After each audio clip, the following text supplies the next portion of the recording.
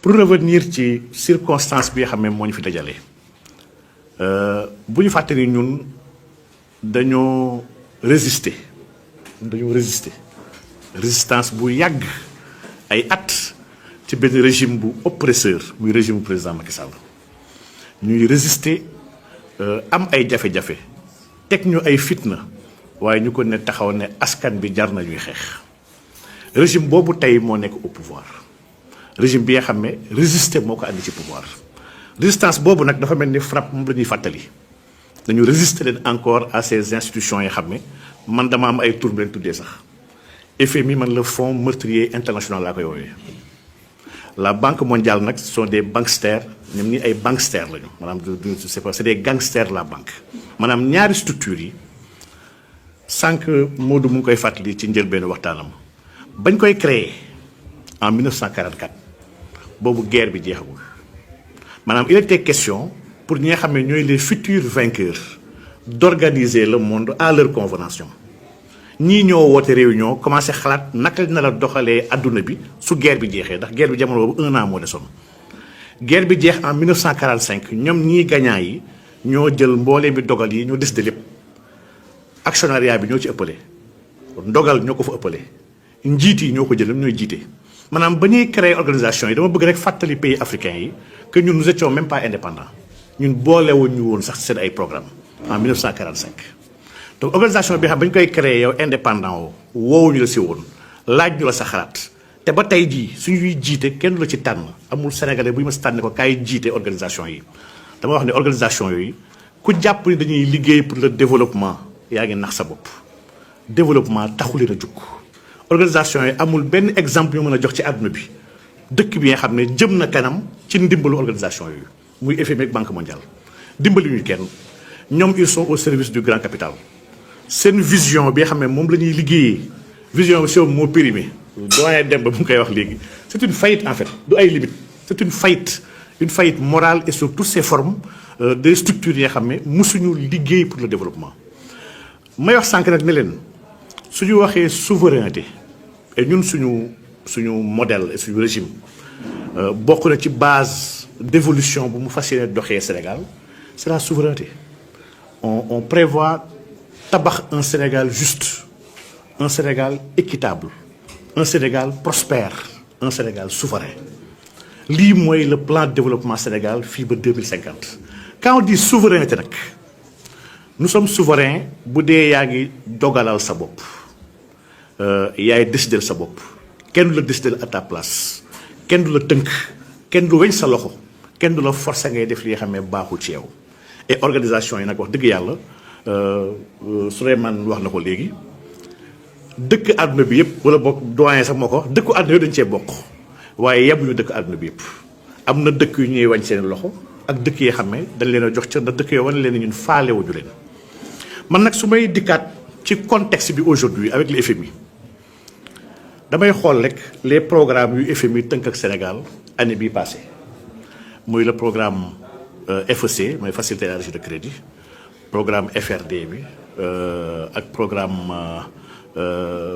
troisième programme bi nga xam ne ñett yooyu ñu boole mun naa ne c'est 1,8 milliard de dollars maanaam lii ci wàllu xaalis su ma koy saytu di xool supposons nañu wax ni mooy 1200 milliards supposons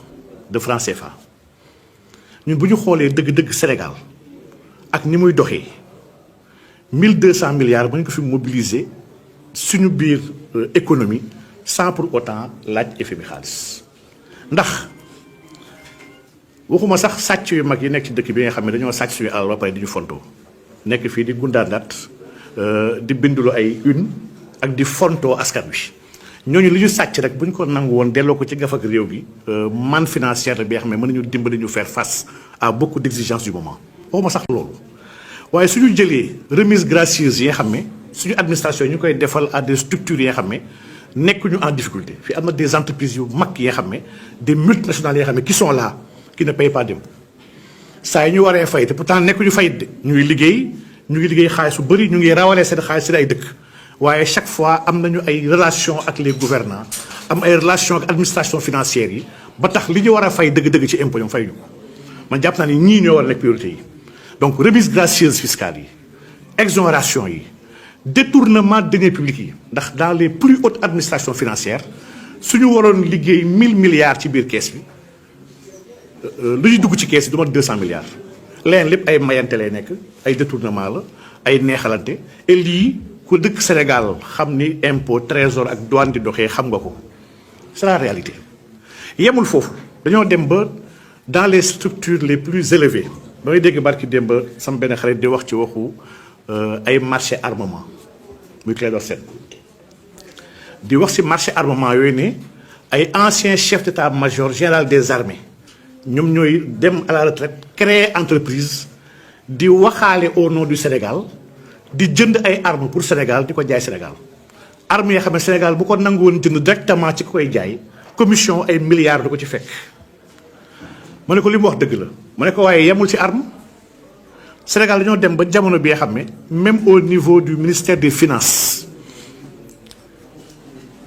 ay nit a ngi fa ak ay anciens fonctionnaires yoo xam ne dañoo àndandoo créer ay structures yooyu dafay dem lebi ji pour Sénégal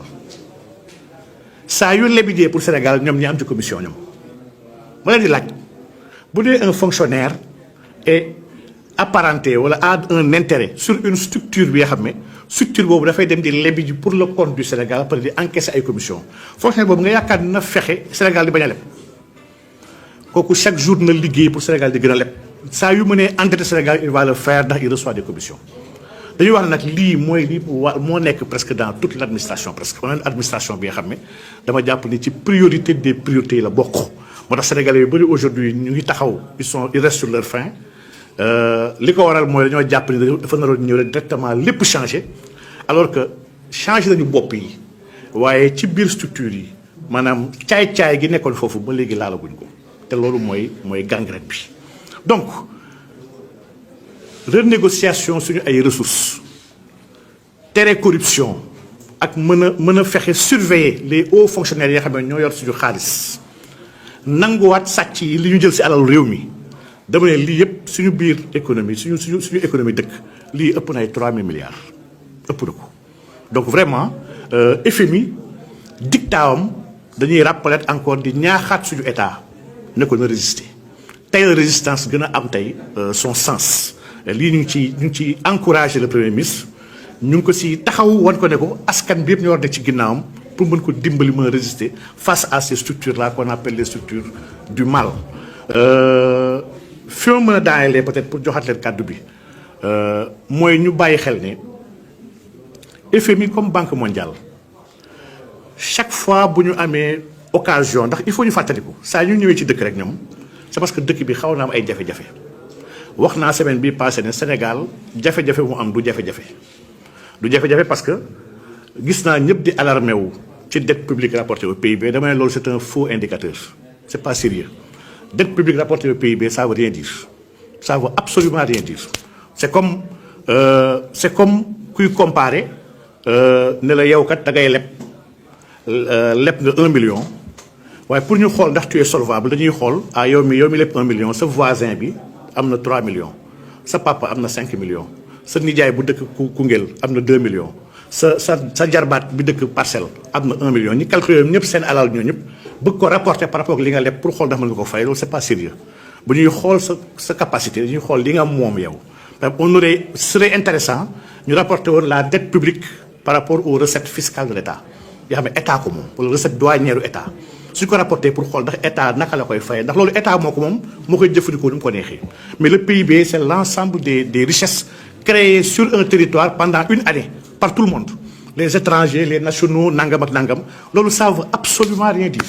mun naa comprendre sax tamit ñu jël la dette totale la dette publique et privée rapportée au PIB pour xool le degré d'endettement d'une nation loolu ça aurait été pertinent mais vraiment rapport bi amul pertinence encore que on est en train de rapporter un stock à un flux la dette stock la c'est pas un flux en économie ñun on dit que mënoo rapporter stock ak flux la dette stock la c'est-à-dire que dette bi daf ci am wàll suñu nee 18000 milliards daf ci am lu bëri li nga xam ne fayuñu ko at bii sax far lu si bëri ba 2040 dette bi ñu ameel yëpp war ko fay loolu la ñu compressé loolu mooy 18000 milliards. donc mun ñu am nag li nga xam ne ay ati at lañ ko jël boole ko muy stock rapporté ko à un flux bi nga xam ne mooy li nga liggéey année bii kese ça aurait été intéressant nga rapporter le stock de toutes ces années-là par rapport au PIB de l'ensemble de ces années pour xool naka nga koy fayee. Donc kon vraiment économistes yu sérieux yëpp xam nañ ni ça veut rien dire man donc man alarmé wu ma que la dette soit à 99 parce que man gëm naa ne dette publique bi ëpp na 100% Sénégal man dama ko gëm. dama ko yàgg wax depuis ay at dama ne ëpp na 100%. rapport Cour des comptes nee na 99% la gëm naa ni ëpp na 100%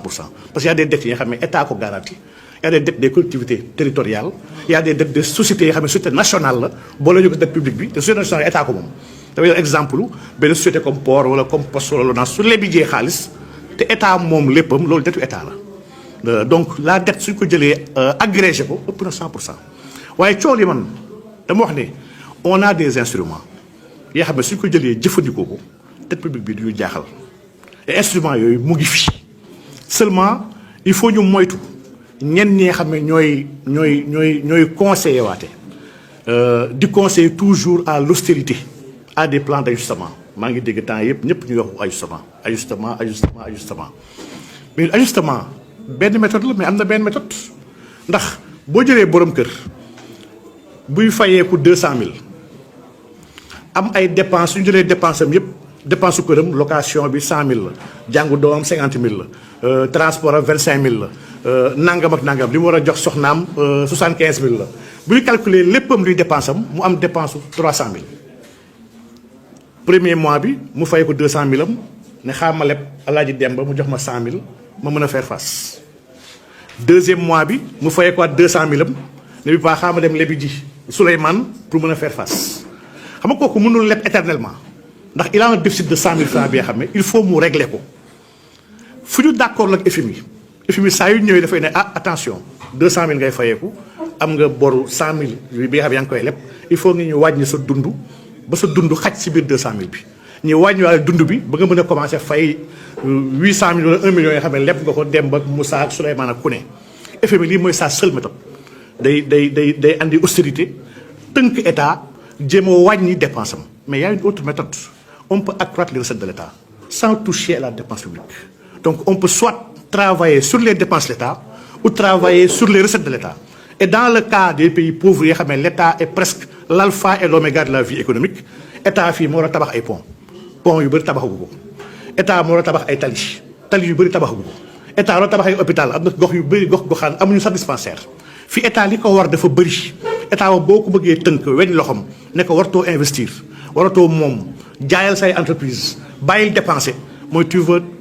condamner dans le sous-développement ce peuple-là et loolu war ñu ko dem ñun on a d'autres alternatives yoo xam ne jàpp ni moo gën alternatives su ci jaaree on peut régler les problèmes budgétaires du Sénégal parce que pour moi c'est un faux problème on peut régler ces problèmes-là de par notre monnaie peut-être du objectif tey suñu waxtaan mais gëm nañ ni li ñuy woote yëpp ñun tant que nous restons dans le franc CFA tant que nous restons dans ce système-là système de système colonial mënuñu régler benn problème économique du Sénégal lii mooy le cœur du débat bi nga xam ne boobu ba léegi gaa yi ngi koy daw